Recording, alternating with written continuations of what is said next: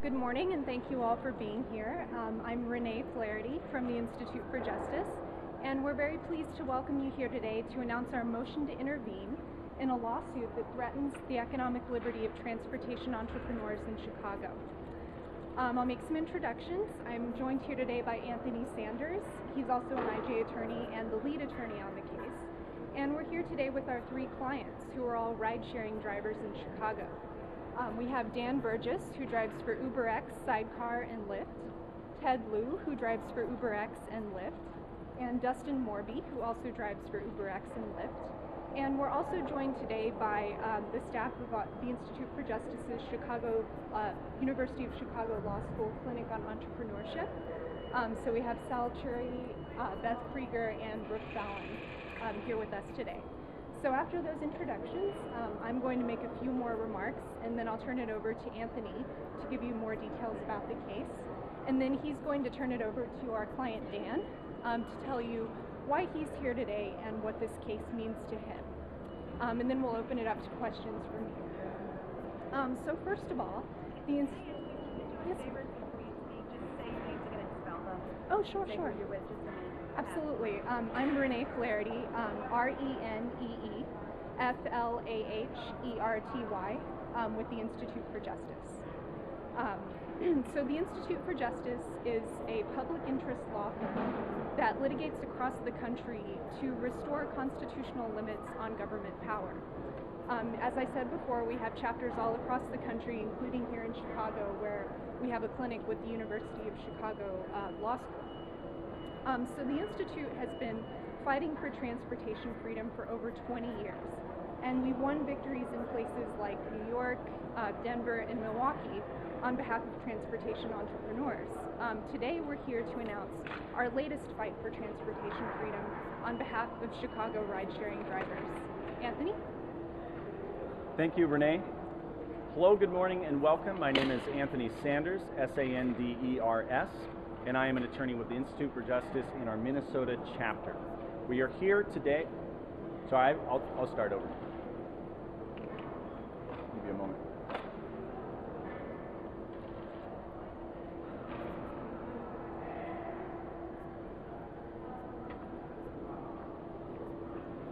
Do you need a mic up? Yeah, no problem.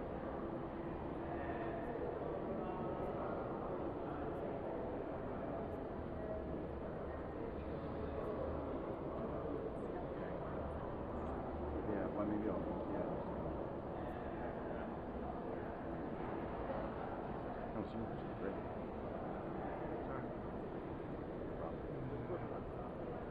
Right here.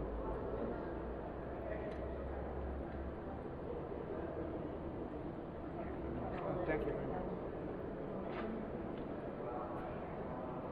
All right. No problem. You ready?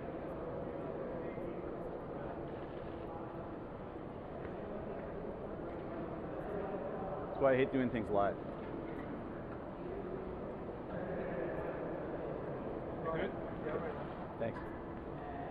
Hello, good morning, and welcome. My name is Anthony Sanders, Sanders, and I am an attorney with the Institute for Justice in our Minnesota chapter. Today we are filing a motion to intervene in the lawsuit that taxi cab owners have brought against the city of Chicago. We represent three ride-sharing drivers. These gentlemen here. Their names are Dan Burgess, B-U-R-G-E-S-S, Ted Liu, L-I-U, and Dustin Morby, M-O-R-B-Y. These three gentlemen are transportation entrepreneurs who are serving the public by providing a new method of transportation. And yet, the taxi cab owners are trying to get the city to arrest these men because they offer competition to the entrenched taxi cab interests. We are here to announce to the federal courts that there is no constitutional right to be free from competition, and there is no constitutional right to have the government arrest your business competitors, which is what the taxi cab companies are arguing. These men provide something that has been provided for decades, that is, giving people a ride with your own automobile. But because of modern technology, they're allowed to take that to a different level. Smart-based ride-sharing technologies allows drivers to earn extra money to help make ends meet by using assets they already have. At the same time, it allows riders to get a new mode of transportation to move around the city, something that Chicagoans desperately need. And yet, instead of talking about how we can encourage this innovation, instead the debate is about whether or not we should crush it. That needs to change. The taxi cab owners are arguing there is a constitutional right for the city to shut down their competition. In fact, the Constitution protects against anti-competitive laws such as the taxi cab ordinance. And there is no constitutional right for the city to go out and arrest the taxi cab owners' competitors. The taxi cab owners erroneously believe that the city has a constitutional duty to maintain regulations originally drawn up in the early 20th century that are today antiquated and anti-competitive. Instead, we should be working on a new ordinance or new laws that embrace this new technology and allow it to serve the public. If entrenched interests like the taxi cab owners had their way, Chicagoans would still be hailing horse and buggies, and the innovation of the automobile would have not been allowed to compete against horse and buggies. In fact, if the logic of the taxi cab owners' complaint were taken where it logically should follow, the city has a duty to not do things like create new bus lines, make new bike trails, or even improve the city streets, because all of those offer options other than catching a cab. That is simply what this case is about, is the taxi cab owners trying to prevent the public from having different options to move around the city. I'm now going to turn it over to one of our clients. His name is Dan Burgess, B-U-R-G-E-S-S. He has been ride sharing for almost a year here in the city, and he's going to talk about what ride sharing means to him and his involvement. Dan? Thank you, Anthony. My name is Dan Burgess. I've been driving for UberX, Lyft, and Sidecar for 11 months. In that time, I've given over 500 rides.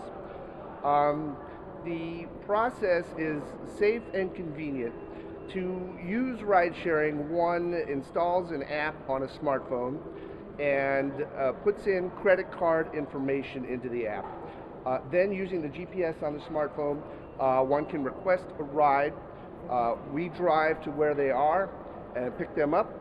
They often sit in the front seat, and it's a friendly and casual conversation ensues during the ride. When we get to the destination, they just get right out and they pay by credit card through the app. It is convenient and easy and comfortable and safe for both the passenger and the driver. At the end of the transaction, both parties rate each other. So there's a two-sided rating system. If either party gets a bad accumulation of ratings, they can be terminated from the service immediately. So people enjoy this innovative way of getting around Chicago. It offers another option to the existing forms of transportation that we have in Chicago. We've been doing this for the better part of a year. It's worked out very well, and people enjoy it. And UberX, Sidecar, and Lyft should be allowed to continue operating in the city of Chicago. I proudly joined the Institute for Justice in asking the court to dismiss this lawsuit filed by the taxi industry, trying to shut us down and stop what we're doing, which is safe and enjoyable. Sharing is not a crime. Thank you very much. And now we're available for questions. Yes. Sorry. Sure. How much have you paid in fees and that kind of thing to the city? Anything yet? I don't know if there's any city collection of the fees. I don't know anything about that. I know that when a passenger gets a ride, they pay through the app. Each company has a percentage that they keep, and they pass on the majority to us.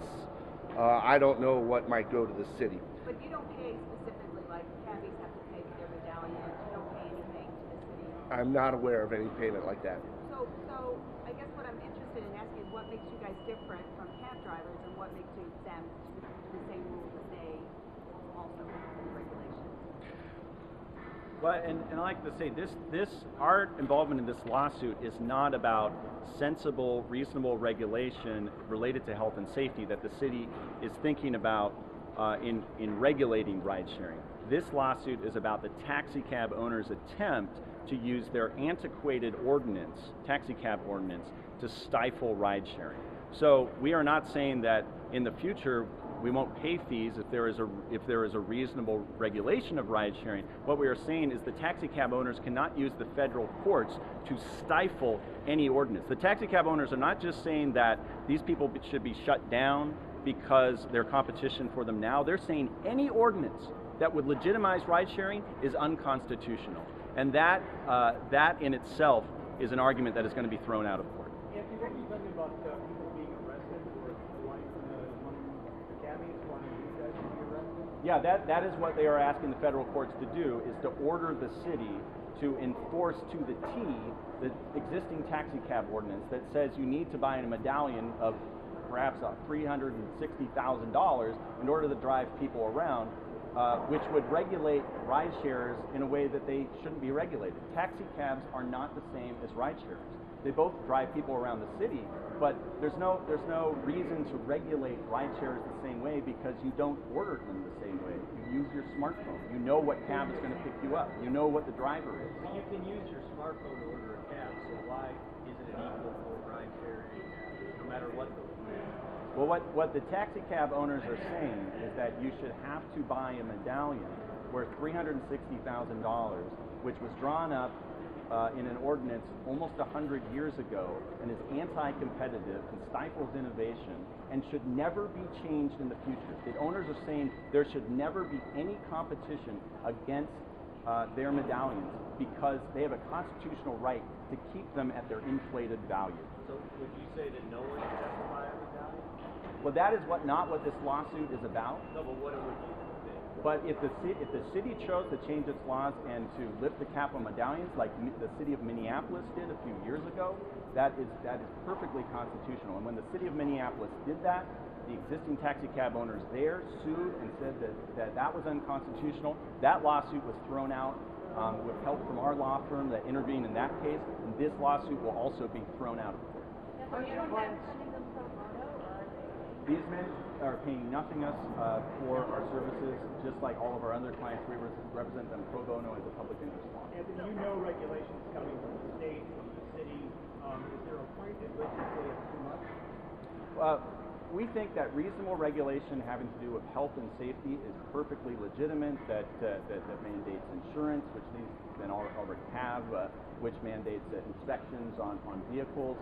If there are anti-competitive parts of that, such as the current proposal, I think, says you can't go to the airport or to McCormick Place, those are transparently anti-competitive and should not be included in the order. Setting the fares? Should the fares be the same for these guys as for cabbies? Should they have to go to the same neighborhood? I'm sorry. Again, that is not part of this lawsuit, but whether fares should be regulated is a different question. How these companies charge their fares is often below what the cab companies charge, and so it is a benefit for consumers in how these companies currently operate.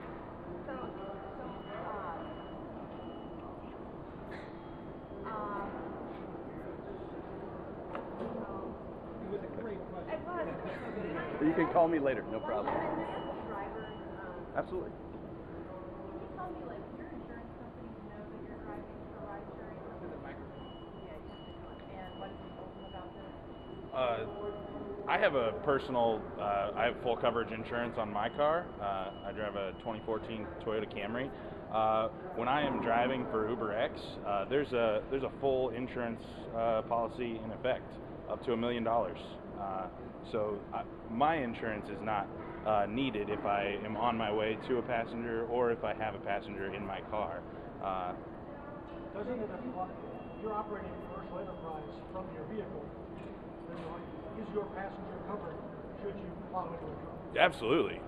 Absolutely. Are you sure? The Uber policy is up to $1 million. Policy provided by Uber. Yes. how do you respond to the cabbies who say, we gave a lot of money to get into this game, we have a lot of regulations and a lot of rules, and here come these guys who are operating completely under the radar without needing rules? We have rules. We have. I went through a background check. My driving record was checked. You can't have more than 2 moving violations in 3 years. You have to have insurance, current registration, and driver's license, and all that. We are regulated, and with the 5-star rating system, the way it is in place, that is actually the best rating system, the best system that could be in place.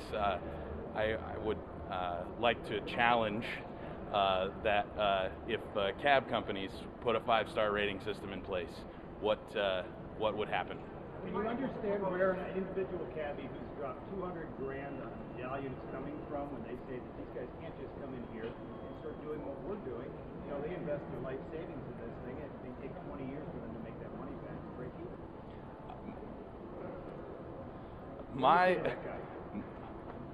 Oh, okay. Yeah, our response. Sorry. Yeah, what's your first name? Dustin Morby, Morby. How long have you been driving this? Since May of last year. The argument that you've invested money in a medallion, and so therefore the city can't allow ride sharing because the value of the medallion go down, means that the city can never do anything to allow the value of the medallion go down. The people who bought medallions knew that laws can change in the future. So the city can apparently never add more medallions, never lift the cap on medallions, never provide alternative methods of transportation. If the city built a bunch of new bike trails and built a bunch of new and allowed a bunch of new bus lines, that would cause medallion values to go down because people wouldn't have to take cabs as much. There'd be alternative methods of transportation. Yet the taxi cab owners saying there is a constitutional right for the city not to provide that alternative services because they have a right to keep the medallions at the current inflated price. That means that there is a duty to never change Chicago's taxi cab laws. That is an argument that will never work in a court of law because it means that laws can never change. So how successful have these companies been? Rideshare companies? The rideshare companies themselves we don't represent. It seems like they're doing very well. They're expanding in different markets around the country and around the world. Our drivers have done very well helping make ends meet by driving a few hours a week or 40 hours a week in order to move the public around the city, a service the public desperately needs. The taxi industry wants the city to enforce its own ordinance. Why should the city enforce the rules that are on the books? Well, the city is enforcing the ordinance. We know of ride-sharing drivers who have, in recent weeks, been arrested and have their cars impounded. The taxi cab owners just want the city to enforce them more, and while the city is working on a sensible alternative ordinance that will bring ride sharers under the regulatory structure. And that is all the city is trying to do in not enforcing its laws as much. Can you ask your clients if the city did impose some of the regulations that are being talked about, would you still drive for a rideshare? Would you? Step up and like. What was the question? If the city did impose some of the regulations they're talking about, would it still be worthwhile for you to drive rideshare? It would depend on the results of that legislation. The taxi companies are pushing for much stronger regulations. They're trying to regulate us out of existence. If the regulations got to that point, then it would no longer be worthwhile.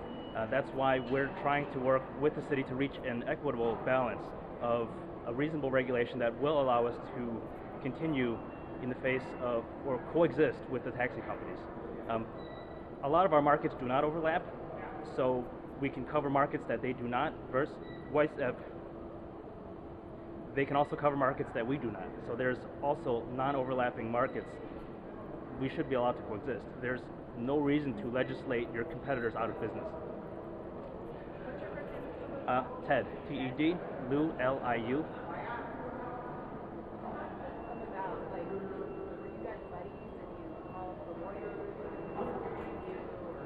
Well, we reached out to them when we saw this lawsuit was filed. We represented, as Renee said earlier, we represented transportation entrepreneurs in several cities across the country. Just recently, we had Milwaukee's taxi cab cap on the number of taxi cabs ruled unconstitutional and allowed that market to expand. And so when we saw this lawsuit filed here, we reached out to ride sharers in Illinois to see if they'd be interested to fight back. What's the timetable right now with the Cabby's lawsuit? So just to be clear, they're asking that rideshare just be gone. Stop. Right, they are asking the federal judge to rule that the city's actions in not enforcing their ordinance as much as they would like is a constitutional taking, and so they should be compensated for the reduction in medallion values. And they are also asking the city to be ordered to go out and arrest their competitors and find them and impound their vehicles. The timetable on that is that the city needs to respond within a couple of weeks, and we don't know what the city's response will be yet. They may move to dismiss, as we would like to. They may answer and go forward to discovery. We will have our motion to intervene heard in the coming weeks, and then after we are into the case, we will have our motion to dismiss adjudicated by Judge Coleman, and that will probably be over the course of the summer. The lawsuit is against the city. We are intervener defendants on the same side of the city, but of course with different interests than the city has. So the lawsuit that you're talking about is the cab lawsuit against Yes, the city? it is the cab law. We are defendants in that lawsuit. We are asking to be defendants. So Mayor Emanuel does support rideshare. Talking to him, the city, Well, we ourselves have not talked directly with him, but we are involved in watching the legislation, and we will be commenting on the legislation.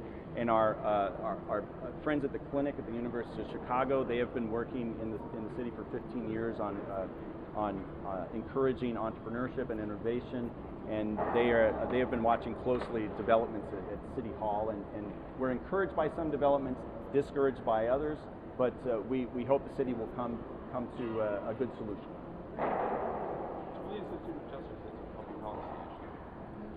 For the Institute for Justice, it's a public policy issue in terms of encouraging ride sharing. It is a constitutional issue in making sure that the federal courts do not set a precedent that there is a constitutional right to be free from competition. In fact, the opposite is true. Anything else? Okay. Thanks, everybody.